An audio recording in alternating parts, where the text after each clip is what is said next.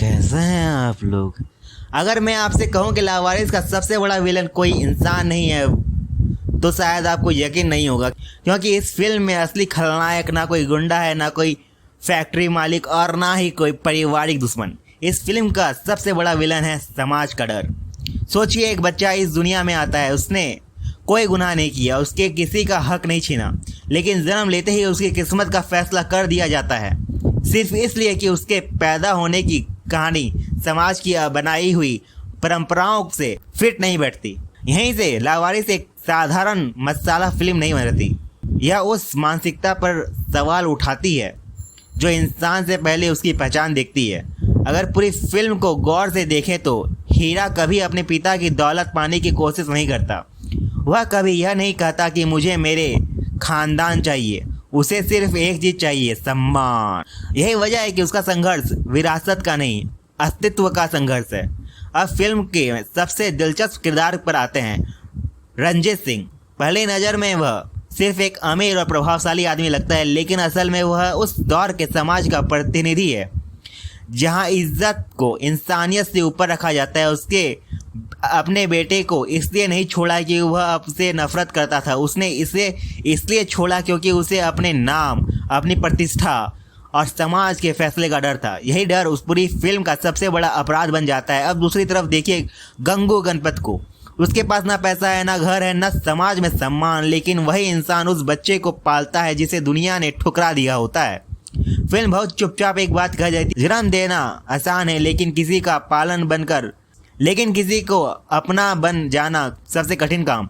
यही वजह है कि गंगू इस फिल्म के सबसे बड़े नायकों में से एक बन गया। एक और बात शायद आपने कभी नोटिस नहीं की होगी, हीरा जब भी किसी कमजोर इंसान की मदद करता है, वह सिर्फ इंसानियत नहीं दिखा रहा होता, वह अपने बचपन से लड़ रहा होता है। उसे याद है कि असहाय होना कैसा लगता है, इसलिए वह जब भी मजदूरों के साथ अन्याय देखता है तो चुप नहीं रह पाता। उसके लिए यह लड़ाई नौकरी की नहीं है, अपने अतीत की लड़ाई बन जाती है। यही कारण है कि उसका गुस्सा व्यक्तिगत नहीं सामाजिक बन जाता है। फिल्म का शीर्षक भी बहुत गहरा है। पूरी कहानी में लोग हीरा को लावारिस कहते रहते हैं, लेकिन अंत में वह पहुंचते पहुंचते दर्शक समझ जाते हैं कि असली लावारिस कौन था। क्या वह बच्चा जिसके पास परिवार नहीं था, या वे लोग जिन्होंने इंसानियत छोड़ दी थी। यही फिल्म का सबसे बड़ा उलटफेर है।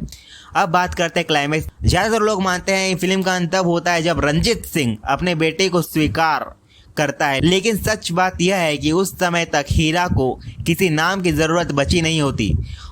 उसने अपना सम्मान खुद बना लिया, उसने लोगों का भरोसा जीत लिया, उसने सब साबित कर दिया था कि चरित्र की वंश का मोहताज नहीं होता।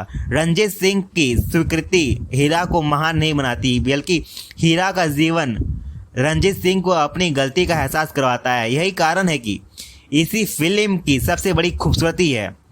यह बदलने की कहानी नहीं है। अगर हीरा चाहता तो वह नफरत के साथ भी, लेकिन उसने अपनी पहचान गुस्से से नहीं, अपनी कर्मों से बनाई। और शायद यही वजह है कि लावारिस आज भी प्रासंगिक लगती है। आज भी लोग अक्सर किसी का मूल्य उसके सरनेम, परिवार, हैसियत, पृष्ठभूमि से तय करते हैं। लेकिन यह फिल्म 4 दशक पहले एक सीधी बात कहा गई थी, इंसान की सबसे बड़ी विरासत उसका चरित्र होता है, उसका जन्म नहीं। शायद इसलिए हीरा सिर्फ फिल्म का नायक नहीं है, वह उस हर इंसान का जिसे कभी कम आंका गया, ठुकराया गया, या उसकी पहचान पर सवाल उठाए, और उसने बिना शोर किए, बिना शिकायत किए और अपने काम, और उसने बिना शोर किए, बिना शिकायत किए और अपने काम, अपने चरित्र से पूरी दुनिया को जवाब दिया। यही वजह है कि लावारिस सिर्फ एक फिल्म नहीं बल्कि आत्मसम्मान की सबसे मजबूत कहानियों में से एक बन जाती है।